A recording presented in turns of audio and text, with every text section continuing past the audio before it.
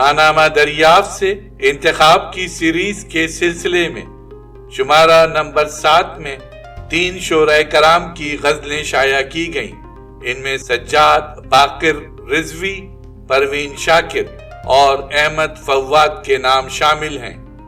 सज्जाद बाकिर रिजवी की 2 गजलें, परवीन शाकिर की 1 गजल और अहमद फव्वाद की 3 गजलें इस शुमारे में शाया की गईं। अहमद फव्वाद की गजल समात फरमाइए।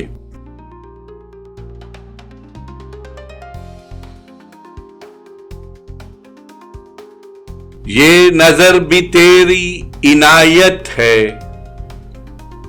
वरना क्या मेरे दिल की कीमत है। दिन है अपना न रात है अपनी, ये मोहब्बत है या मुसीबत है। मैं भी तेरे लिए जरूरी हूं, जिस तरह तू मेरी जरूरत है।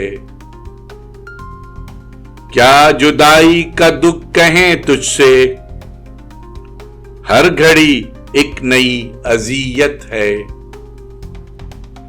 फिर वही सुबह शाम का झगड़ा, फिर वही रोज शब की लानत है।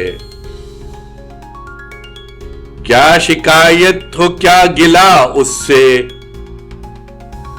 ये तो उसकी पुरानी आदत है।